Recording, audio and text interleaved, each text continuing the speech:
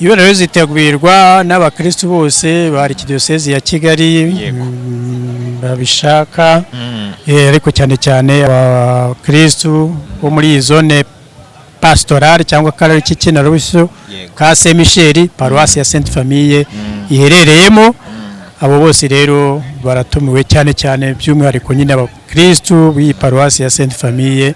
Bikomeye by'ingenzi y'ubiriza bayitaho cyane kurusha ibindi ni itangwa ry'ubusaserdoti ise n'ubudiyakoni. Ku munsi w'ejo udushya turahari kuko burya iyo habaye umunsi nk'uyu nguyu ni umunsi w'amasakaramentu akomeye. Isakaramentu ry'ubusaserdoti ni isakaramentu uretse n'abasaserdoti bwabo baba bari buhabwe nyine iryo sakaramentu, ariko n'abakristo bwacu natwe turironkeramo izindi ngabire kuko ahantu hitwa Sainte Famille rwose kugira ngo abantu benshi muzi bigiye kubera hano muri imwe muri kiliziya za mbere mu Rwanda, za Sainte Famille. Ese kiliziya wayimenye igihe ki wenda mu by'ukuri tubanze tuganireho gatoya? Iyi kiliziya nayize muri Gatigisimu. Uri nkanjye no kuvuga kwa kundi urabizi Gatigisimu kwa kundi twabaga twitegura guhabwa Ukaristiya gukomezwa, twigaga nyine amaparuwasi buryo kiliziya y'u Rwanda yagiye yiyubaka. Uruti paruwasi za mbere mu Rwanda uko zagiye zikurikirana za Sainte Famille n'izindi cyane ko twagiye tubona ibikorwa byinshi bigiye bitandukanye kiliziya yagiye igeraho mu gihe yakoreraga muri Kigali. Ino ni imwe muri kiliziya ifite amateka manini, ngira ngo abantu bakwiye kwicara bakasoma bakabanza kumva amateka y'iyi kiliziya. Byaba byiza tutayavuzeho turaza gushaka padire ayatubwire dushobora kubyica. Yego turaza kuyaganira, ariko icyari gitumye tubasuza ndetse tunifuza kugira ngo tuganire nuko hari igikorwa kiri gutegurwa hano nkuko mwabibonye.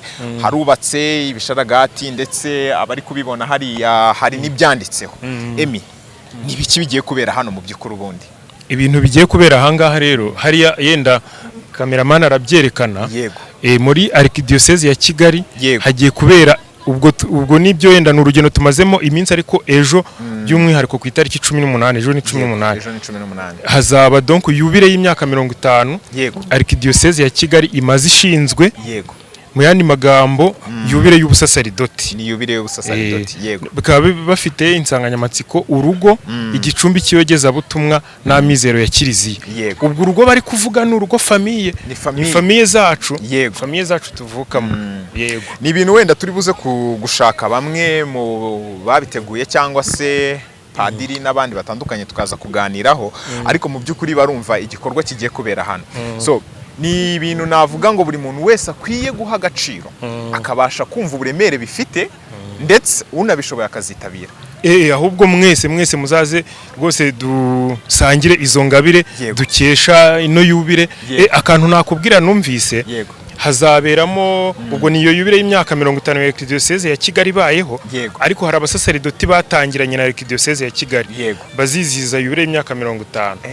Noneho harimo n'abaziziza 25, harimo noneho n'abadiyakoni 13 bazahabwa isakaramentu ry'ubupadiri.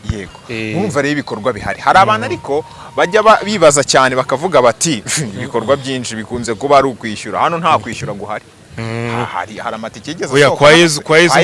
Kwa Yezu nta kwishyura. Nta kwishyura kwa Yezu. Yaravuze ngo ninjye mugati w'ubuzima, ninjye nzira ukuri n'ubugingo. Muze murye muze mu. Emi, abakunzi ba Kiliziya Gatolika bo mu mujyi wa Kigali ndetse no hanze ya Kigali, ubuhe butumwa wabaha aka kanya? Ubutumwa nabaha rero ejo ntihazagire ubura cyangwa ngo akererwe. Bizaba ari byiza. Ngiye by'umwihariko maze kubibona mbere sinabyemeraga, ariko ubu ndabyemera. Mu muhango nk'uyu nguyu, mu birori nk'ibi, mu byishimo nk'ibi, hari ingabire umuntu atahana. Hari ingabire umuntu atahana iyo utahaje ntazubona. Bazaze rero buri wese ingabire ye n'ibyishimo bye n'umugisha we Imana yamugeneye kuri uno munsi w'ejo atazabirata. Abakristo benshi bo muri Kiliziya Gatolika bari hirya no hino mu gihugu cy'u Rwanda ntago nabo ari kugira ngo bahejwe. Hoya ni igihugu cyose, diocese yose, diocese ya Cyangugu, diocese ya Nyundo, diocese ya Gikongoro, diocese ya Kabgayi, diocese Gikongoro nayivuze na Cyangugu, diocese ya Kibungo, zose urazizi. Izo zose bose bahamagariwe kuza. Ngira ngo nekereje abantu bose uvuze ahantu ukuntu wajya ucishamo amaso, ukuntu hateguye imyanya yo kwicaramo, ukuntu imeze, wabonye koko hafite ubushobozi bwo kwakira abantu bangana gute? Nta muntu uzahagarara, urabona izi ntebe zose ukuntu zingana, n'aya matente yose meza cyane, ntawe uzahagarara, bose bazicara rwose, kandi urabona ko nta zuba rizica abantu. Yego kabisa bizaba bimeze neza, urabona na sonorisation, sound system iri ku rwego rwo hejuru. Yego sibyo? Yego. Ikindi na korali yateguye neza cyane, narabibonye, bizaba ari byiza cyane. Ngira ngo nukuntu hateguye korali, niba ntibeshye ni iki kibuga zizaba ziri kuririmbiramo, dukurikije kuntu hano hantu hameze. Oya, korali zishobora kuzaba, reka turabaza ndi kubona na padiri. Ahubwo reka njye kugushakira padiri. Ahubwo nshakira padiri aze ubundi tuganire, ngire n'ibibazo bimwe na bimwe mubaza biteye amatsiko cyane. Ubundi mukanya rero abantu mwese mukurikiranye Emi Pro Media, ndagira ngo muhagome hano ubundi twakire padiri adusobanurire byinshi by'umwihariko. Twongeye kandi kugirirwa ubwiza bwo kwakira padiri wacu kugira ngo turusheho kuganira, turusheho no gusobanukirwa neza aho imyiteguro igeze bategura yubire tuzaba twizihiza ku munsi w'ejo ku itariki 18 z'ukwezi kwa karindwi umwaka wa 2026. Padiri tuguhaye ikaze. Murakoze cyane. Yego, turatangira twibwira abadukurikiye. Murakoze, nitwa Padiri Ezekiel Rukimbira, ndi padiri mukuru w'iyi paruwase ya Sainte Famille, mu Kinyarwanda twita paruwasi Muryango Mutagatifu. Yego, twishimiye kukwakira.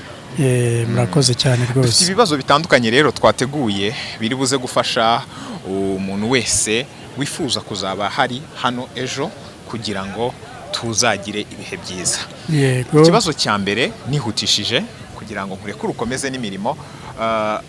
Iyi yubire ifite insanganyamatsiko yihe, ese isobanuye iki? Iyi rero ni yubire ya Archdiocese ya Kigali, ifite insanganyamatsiko igira iti urugo igicumbi cy'iyogezabutumwa n'amizero ya Kiliziya. Yubire rero ikaba yaratangijwe hano kuri paruwasi ya Sainte Famille ku itariki 28 z'ukwa 12 Ukuboza. Yego. Muri uyu mwaka, mu mwaka ushize 2025. Icyo gihe hari ku munsi mukuru w'urugo rutagatifu rw'i Nazareti. Yego. Ni yubire rero tuzamaramo umwaka, noneho tugenda duhimbaza amasakaramentu anyuranye. Uyu mejo rero kuri tariki 18 z'ukwezi kwa karindwi turi muri yubire gikomeza turihimbaza, tukaza duhimbaza isakaramentu y'ubusaseridoti. Umuntu akongera akibaza cyane nibihe bikorwa by'ingenzi biteganyijwe ku munsi w'ejo?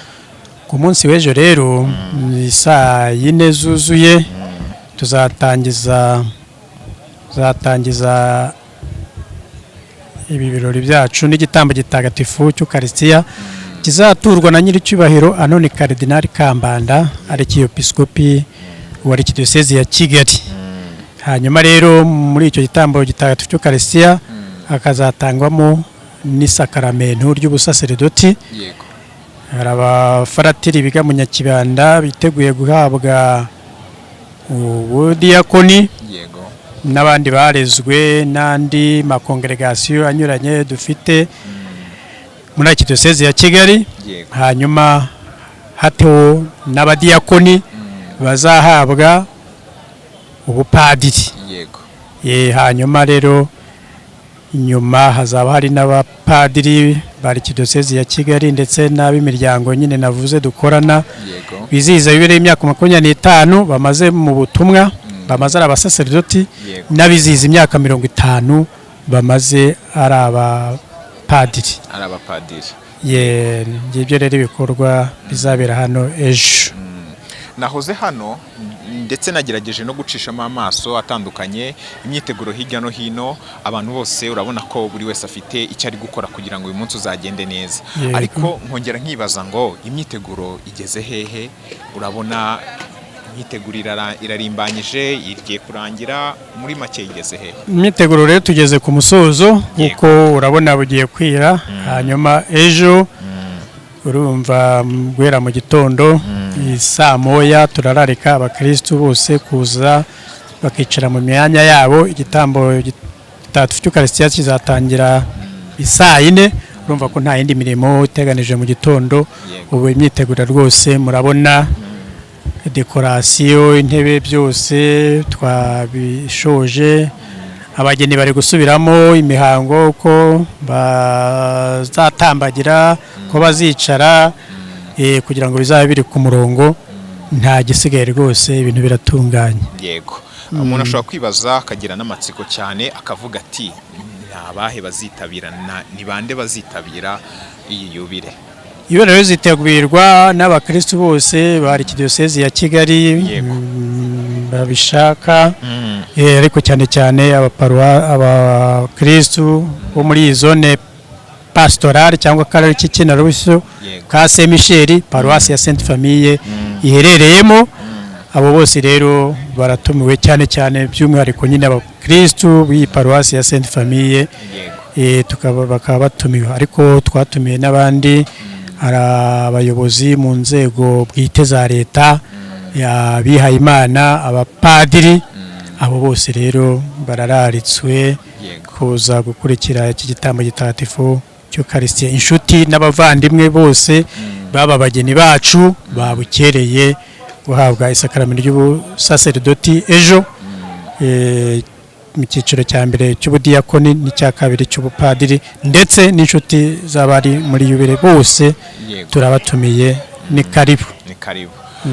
Ubwo rero ntihazagire usigara, nyaboneka murabyumva. Ngira ngo amatsiko ngewe abaye menshi cyane, mpita ntekereza ubutumwa mufite mushaka kugeza ku bakristo ndetse n'abanyarwanda muri rusange ku munsi w'ejo. Umunsi w'ejo rero ni umunsi ukomeye cyane, aho hazatangwa isakaramento ry'ubusaserdoti mu gitambo gitagatifu cy'Ukaristiya na nyiricyubahiro Anone Karidinali Kambanda. Umusaserdoti rero atorwa mu bantu, ari umuntu nkatwe, ariko akagira umuhamagaro wihariye wo kugira ngo atorwe mu bantu, ariko noneho kugira ngo abahuze n'Imana. Ngo ntawe icyo cyubahiro kereka uwatowe n'Imana nka Aroni. Ni umurimo rero ukomeye wo kugira ngo Yezu Kristu waje kutwigisha kuri iyi si avuye kwa se asubiye mu ijuru, rero natwe abantu yaratubwiye ati, ubwo ni intumwa ze yabwiraga ati, mugende mwigisha amahanga yose, mubabatize mu izina ry'Imana Data na Mwana n'Umutagatifu, mubatoze gukurikiza ibyo nababwiye byose, kandi ndi kumwe namwe kugeza ku ndunduro y'ibihe. Ubwo rero abantu kubera ko tugenda dusaza, abantu rero ubutumwa bagenda babuhererekanya muri urwo ruhererekane. Uyu munsi rero abangaba karibo bagezweho. Ubwo rero umurimo w'Imana uracyakomeza kugeza ku ndunduro y'ibihe. Abanyarwanda rero nkaba ngira ngo mbabwire ko Imana ibakunda, yabatumyeho umwana wayo Yezu Kristu abasigira intumwa, nazo zigeze zisigira abandi, ndetse n'abana babo bacu bari gutobwamo izo ntore. Tujye twumva ijambo ryabo kugira ngo twitagatifuze, na nyuma y'ubuzima tuzakomeze mu buzima bw'iteka. Sigaranye ibibazo nka bibiri byo kukubaza, ngira ngo nahise ntekereza, ese ejo hari ibikorwa by'urukundo cyangwa se by'iterambere biteganyijwe kuzakorerwa muri iyi yubile? Oya, nta bindi bikorwa by'urukundo cyangwa se by'iterambere bizakorerwa muri iyi yubile. Ibyo ngibyo biba bifite akanya kabyo, kuko tubikora mu kwezi kwa munani, ukwezi kwahariwe urukundo n'impuhwe. Niho Kiliziya igerageza gukusanya imfashanyo yifashisha abakene, Kiliziya yo mu Rwanda hose ikayishyikiriza urwego rwa Caritas, ngira ngo urayizi. Noneho mu nzego zayo nayo ikagenda yita ku bakene ba Kiliziya n'abandi bose. Ejo rero ntabwo tuzabivanga, ni umuhango, misa yo kugira ngo hatangwemo iryo sakaramento ry'ubusaserdoti, twizihiza n'iyo yubile ya Archdiocese ya Kigali imyaka 50 imaze ishinzwe, duhimbaza isakaramento ry'ubusaserdoti. Nakibaza ngo ni gute abantu bifuza kuzifatanya namwe ku munsi w'ejo babigiramo uruhare mu by'ukuri? Abashaka kwifatanya natwe rero, icya mbere ni ukuza bakifatanya natwe. Icya kabiri bagakurikira ijambo ry'Imana rizasomerwa aha ngaha kandi bakarikurikira bakarishyira mu bikorwa. Icya gatatu rero abashaka kudufasha nabwo tuzaba igihe cyo gutura. Yego. Kiliziya nayo yafashwa. Hazaba hari momo pay tuzababwira akanyenyeri 142 akanyenyeri 8 akanyenyeri 1 00 30 ya Paroisse Sainte Famille. Yego. Ubwo banyuzaho inkunga yabo twaba twishimye rwose. Twishimiye kuganira nawe kandi ntekereza ko abadukurikiye hari ibyo mubashe gusobanukirwa no kumva mu by'ukuri umunsi w'ejo kumeze, kumva aho imyiteguro igeze ndetse n'ibindi byose mwe mufitiye amatsiko. Ndatekereza ko mwabimenye. Rero umunsi w'ejo ni sangahe Padre? Misa ni saa 4 zuzuye, ariko umuntu agomba kuhagera kare kugira ngo afate umwanya yitegure yisukure kugira ngo ataza guhaguruka ajya gukora ibyo yibagiwe. Tugomba kuza kare nibura saa 1 rwose abantu babe bahageze kugira ngo twitegure abashyitsi nanone dutekanye. Navuga ngo nukuva mu bwiza tujya mu bundi. Turi kumwe n'umwe mu bari gufatanya n'abandi batandukanye mu gutegura yubile tuzaba twishimira ku munsi w'ejo. Tugiye kugira ibibazo bike tumubaza kugira ngo tumenye uko bayiteguye ndetse naho imyiteguro igeze muri rusange. Reka tuguhe ikaze. Murakoze cyane. Yego. Amazina yawe? Nitwa Nyandwi Caliste. Ndi umuyobozi wa mpuzamakorali ya Paroisse ya Sainte Famille. Yego. Urakoze cyane. Mu by'ukuri ikibazo cy'amatsiko cya mbere abantu bari kwibaza nihe nsanganyamatsiko iyi yubile ifite kuri uyu munsi wa none abantu ejo bazaba bari gukurikiranira hamwe. Ngira ngo nuwaza hano atambuka yasoma aho byanditse. Ejo turazihiza yubile y'ubusaseridoti muri diocese ya Kigali. Yego. Umwepiskopi akaba yahisemo ko iyo yubile yahimbarizwa muri Paroisse ya Sainte Famille. Yego. Ni Paroisse nkuru, ni misiyoni rwose imaze igihe kirekire kandi ifite abakristo benshi kandi beza biteguye kwakira iyo yubile. Mu by'ukuri mu myiteguro itandukanye nk'uko nakomeje kugenda hano mbibona, ukurikije uko muteganya ko bizagenda, imyiteguro igeze hehe? Urabona habura iki? Nawe urabyibonera. Imyiteguro imeze neza. Urabona hano hari abasaseridoti, hari abadiakoni, hari abazaba bari mu birori bose barahari, bari mu myiteguro, bari kurepeta. Yego. Mu kanya na korali yabihageze kugira ngo dutangire imyiteguro neza. Yego. Ndi kureba hano ibikorwa bitandukanye. Ni bihe bikorwa by'ingenzi yubile izaba iri kwitaho cyane? Ibikorwa bikomeye by'ingenzi yubile izaba yitaho cyane kurusha ibindi ni itangwa ry'ubusaseridoti ndetse n'ubudiakoni. Yego. Ni gute mpuzamakorali yiteguye cyangwa se yagize uruhare mu iritegurwa ry'iyubile? Tumaze amezi agera kuri 2 twitegura iyubile. Mu by'ukuri izategurwa n'abaririmbyi benshi bagera kuri 200. Ni benshi, ni itsinda rinini cyane. Yego. cyane ko tuzaba dufite n'abakristo benshi barenga 6,000 bazaba bari hano bakurikiye ndetse iyo korali kugira ngo wumve neza iyo yubile y'ubusaseridoti. Yego. Ndashaka wenda utubwire nubuhe butumwa bwiza mwateguriye sibyo abakunda umuziki cyane wa Kiliziya Gatolika muri iyi yubile? Ngira ngo nkubwiye wenda indirimbo zizaririmbwa ni nyinshi cyane. Dufite indirimbo zira kuri 35 zizaririmbwa ejo mu gitambo cy'Eucharistia. Ariko twateguye neza. Twateguye indirimbo abakristo bazi bazakurikira neza. Umukecuru ushaje uzawaje muri yubile azumva neza za ndirimbo z'umwimerere za kera zamufasha kwiziza neza iyi yubile. Yego. Ngira ngo by'umwihariko abantu barebye aha ngaha bakumva n'ukuntu imyiteguro muyigeze kure, baribaza bati mufite ahantu hahagije ho kuzakirira abo bantu bose mwatubwiye? Urabona uzengurutse ukabona hano hose ko hangana ndetse mu Kiliziya hose harimo amayekara manini. Yego. Azaba akoreshwa ku buryo umukristo hazaba yicaye hose azaba akurikira ibibera kuri altari. Yego. Ku buryo rwose nta kibazo dufite cyo kwakira abantu. Yego.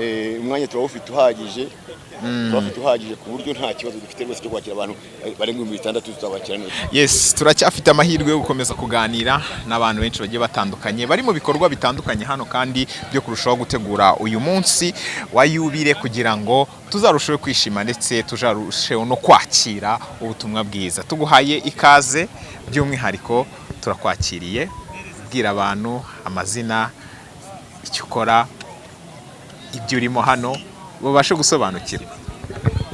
Murakoze cyane. Yego. Nge nitwa Adelphine Mugeni, nkaba ndi umukristo wo muri paruwasi ya Sainte Famille. Ngewe ubwanjye nkaba nshinzwe igice cya liturujia, aribyo bisobanura komisiyo y'imihango mitagatifu, itangwa riboneye ry'amasakramentu.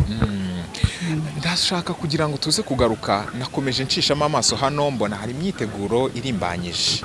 Uruhare rwanyu mu gutegura uyu munsi wa Yubile, umunsi udasanzwe, umunsi ngira ngo w'ibikorwa byiza, ni uruhe ruhare mwabigezemo mwebwe? Murakoze cyane. Abakristo twese hano ba paruwasi y'umuryango mutagatifu, twatangiye gushishikarizwa iyi Yubile kuva mu mpera z'umwaka ushize, kuko Yubile yaje gufungurwa hano ku mugaragaro ku munsi w'umuryango mutagatifu, kuko niyo paruwasi yacu yitiriwe umuryango mutagatifu. Kuva icyo gihe rero twahise twinjirira rimwe mu itegurwa ry'uwo munsi. Dushishikaza abakristo b'impande hirya no hino, dukora ibikorwa bitandukanye. Twariteguye bihagije. Mwariteguye bihagije. Ukurikije se n'imyiteguro yose mwagombaga gukora, umunsi wa none igeze nka kangahe kwijana? Urebye ubu kuri uyu munsi, kubera utuntu duke tutararangira, nawe urabibona, tugeze nko kuri 99 n'ibice. N'ibice rwose biri burangire mu kanya gato cyane. Yego, nkongera nkibaza ngo nta gashya mwaba mutubikiye ejo ku munsi w'ejo? Ku munsi w'ejo udushya turahari, kuko burya iyo habaye umunsi nk'uyu nguyu, ni umunsi w'amasakramentu akomeye. Isakramentu ry'ubusaserdoti ni isakramentu uretse n'abasaserdoti bwabo baba bari buhabwe nyine iryo sakramentu, ariko n'abakristo bwacu natwe turironkeramo izindi ngabire, kuko tuba twungutse abavuga butumwa niko nabyita, ariko natwe iyo turi muri iyo misa nyine turatagatifuzwa, kuko ubusaserdoti bw'ukuri ni ubusaserdoti bwa Yezu Kristo. Hanyuma natwe abakristo twese twabatijwe tugabana kuri uwo mugabane utagira ukusa w'ubusaserdoti bwa cyami. Ubwo rero ubundi busaserdoti nyine baba buri gutangwa ni inzego z'ubusaserdoti, ubusaserdoti nyobozi, ariko ubundi twese turabasaserdoti. Yego. None ko ndi kwibaza nkagira imyiteguro nk'iyi, nkurikije kuntu igikorwa gipanze, ni igikorwa kinini.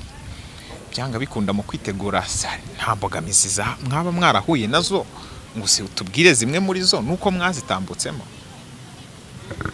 Nta mbogamizi twigeze tugira, kuko burya igikorwa twagiteguye kuva mbere. Ubu tugeze mu kwezi kwa karindwi, igikorwa twatangiye kugitegura kuva nyine bafungura baza gutangiza umwaka wa Yubile hano. Rero nta mbogamizi twagize, kuko urabona bije gukorerwa iwacu, isakramentu ry'ubusaserdoti rije gutangirwa iwacu, twiteguriye hano iwacu, nta zindi mbogamizi zindi twagize, nta nkomyi twigeze tugira mu gutegura uyu munsi. Kuba bigiye kubera hano Sainte Famille bisobanuye iki kuri mwebwe? Kuba bigiye kubera hano muri Sainte Famille ni ikintu gikomeye kuri paruwase yacu irengeje imyaka 100. Ubwo rero ni ibintu byiza, abakristo twese turabyishimiye. Urabona hirya no hino abantu bose bari mu myitegurire arimbanije, abana urabona ko bahari, abashesha kanguye barahari, mu bigaragara twese turabyishimiye. Rero bana ndatekereza cyane, niyo mirimo aba bana ejo bazaba bari gukora hano, ko nabonye bari kwitegura mu buryo butandukanye, ariko aba bana nihe mirimo bazaba bari gukora hano ku munsi w'ejo? Aba bana bari mu muryango witwa Inkoramutima z'Ukaristiya. Aba bana rero ubundi ni abahereza ba hano kuri paruwase ya Sainte Famille. Ejo rero bakuru babo bazaba bari mu mirimo itandukanye hariya, ariko aba bana nabo bazakora indi mirimo ijyanye na liturujia. Ngira ngo ejo n'uburi hano uzabona indi mirimo bazaba bari gukora, ni imirimo myinshi itandukanye, baraturisha, abandi bazaba bakaraza, abandi bazaba babyina. Byose rero ni ibintu biba bigenewe kugira ngo bisusurutse igitambo cy'Ukaristiya. Hari abantu benshi bagifite mu mutwe bagatekereza nzageyo, cyangwa se wazashaka ukuntu mbikurikiranira ku mbuga nkoranyambaga sinirirwe njyayo, uyu muntu nihe nama wamugira? Inama namugira nuko aramutse abishoboye rwose yatera intambwe akaza akitabira ubutumire, kuko ejo twese uko tuzaba turaha tuzaba twatumiwe na Yezu. Ntago twatumiwe na padiri w'iyi paruwasi, twatumiwe na Yezu kuko tuzaba turi mu gitambo cy'Ukaristiya, kandi mu gitambo cy'Ukaristiya tuba turi kumwe na Yezu muzima. Rero nabagira inama ko rwose bose ejo mu gitondo guhera saa 12 amarembo arafunguye, baza urabona imyanya yabo irateguye. Iki gice kiri hano kizaba ari cy'abakristo ba paruwase yacu, santrale ebyiri, santrale Gatsata na santrale Sainte Famille, bazabicaye kuri uru ruhande. Ahangaha urahabona hazaba hicaye abaririmbyi, hari hazaba hicaye abari muri liturujia, kiriya ni igice kizaba kicayemo abashyitsi n'abasaserdoti ndetse na kiriya. Ubwo rero bizaba ari ibirori bitagira uko bisa, abantu bose nabatumirira kuzaba bahari rwose, ntibazabarirwe ibyabereye kuri Sainte Famille. Uso umuntu uzaba wicaye hariya zabasha kugera kuri altari hano hareba ibikorwa biri kuhabera. Umuntu uzaba yicaye hariya ntazagira ubwoba, kuko mu kanya ngira ngo uri kubibona urabona ko bari gushyiraho screen. Ibizaba bibera hariya kuri altari azaba bikurikiranira hariya. Azaba bikurikirana rwose uko byakabaye, nta na kimwe kizamucika. Imyiteguro hano imeze neza nkurikije kuntu nabibonye. Hari abantu baba bafite ikibazo ngo amajwi, kandi ndi kubona hestaye mona bafra ahantu hose nziza, amajwi azaba ameze neza muri rusange. Amajwi rwose azaba yunguruye, bazaba babyumva neza muri rusange. Ikibazo kijya kusatira cyanyuma, ndibaza hari ubutumwa budasanzwe nka Sainte Famille mwateguye uzagezwa ku bakristo. Ubutumwa budasanzwe ku munsi w'ejo ndumva nta bundi uretse gukomeza kubashishikariza, gukomeza gusabira kiliziya, bagasabira abasaserdoti, bagasabira n'igihugu cyacu. Kuko rwose isengesho, abakristu bumve ko isengesho ari ryo rituma kiliziya ikomeza gushibuka, igatoha, ikagaba amashami hirya no hino. Niyo mpamvu rero abakristu ubutumwa ngiye nabasaba nabaha nuko bakomeza gusabira kiliziya, bagasabira n'abasaserdoti umunsi ku munsi rwose nk'uko bivuze. Reka tugushimire cyane ku bw'ibisobanuro byinshi duhaye, bibashe kugira icyo bitwungura, ndetse hari n'abagize motivation yo kuzitabira umunsi w'ejo. Muzaze, nzaba mpari, nawe uzaba uhari, twese tuzaba duhari. Tugize umugisha wo kwakira Mansera, nawe tugiye kuganira atubwire kuntu umunsi w'ejo witeguye, imiteguye hano ku mwayibonye. Ndagira ngo aze kwiteraho komite muri rusange. Ni ikibazo kimwe tugiye kumubaza tukaganira. Murakoze cyane. Hari abantu batakuzi, baribwira. Amazina yanjye yitwa Selisavera Musabe, umubikira w'umupenitante Francisco Asizi. Ubutumwa hano muri paruwasi ya Sainte Famille,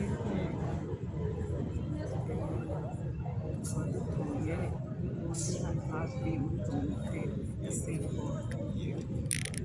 nkubona hano tekereza nawe wacishijemo amaso witeguye umunsi w'ejo tuzaba twifuza y'imyaka 50 ukurikije ku abonye ahantu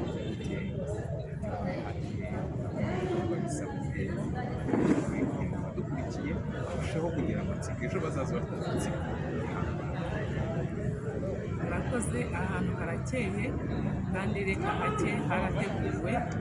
Abasaserdoti bateguye abakristu mu gihe gihagije, babategura ku mitima yabo, babatoza kwitegura iyubile y'imyaka 50. Hari diyoseze ya Kigali imaze ishinzwe, kuko yashinzwe 1976, ubu yujuje imyaka 50. Abakristu barabyishimiye cyane kuko harimo ibikorwa byinshi bizaba birimo.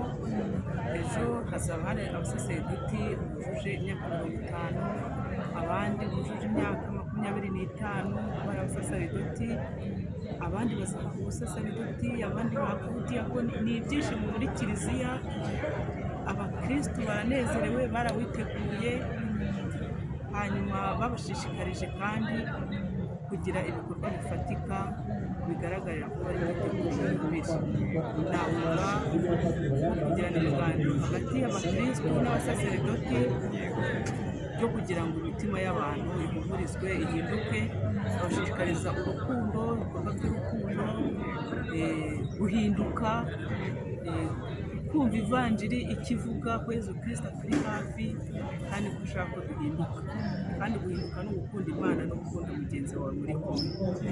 Badushishikariza kubabarirana aho tugiye tugirana amakosa hagati yacu. Ibyo rero byaradufashije cyane ku buryo ubu turishimye, turiteguye, ejo hazaba ari umunsi mukuru w'ibyishimo. ibyo uzaba yahombye pe, Navuga ngo azaba yahombye, ariko impamvu nyinshi ziba zihari zitandukanye, ariko uwareka kuza nta mpamvu afite kuko yaba yahombye bikomeye, kuko ni umunsi w'ingabire, impano muri kiliziya, ntawe ugomba kubihomba. abantu bavuga ko bazahurira n'abantu se birabi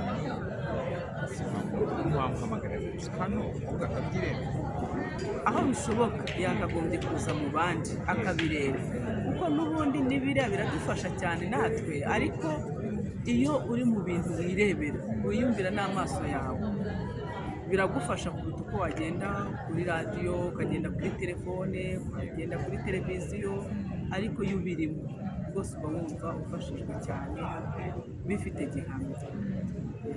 ntekereza ko rero umuntu wese abishoboye nta burwayi nta zindi mbogamizi bagakwiye kuza kwifatanya. Bazaza ari benshi, ejo muzabibona kandi bishimye. Ni umunsi mukuru dutegereje twese dufite ibyishimo, umunezero, kuko twabiteguye igihe gihagije. Mbogamizi ariko zabayemo ntazabayemo zifatika, nubwo wenda zitabura ku muntu yakuza kwitegura akarwara, ariko ibyo ntabwo ari imbogamizi ikomeye cyane. Iminsi mikuru yateguwe neza cyane. twishimira kuganira nawe mu by'ukuri ubutumwa buke duhaye, ntekereza ko abantu bazitabire baze barebe ibyiza bizabera hano. Murakoze cyane nawe, Imana ibarinde.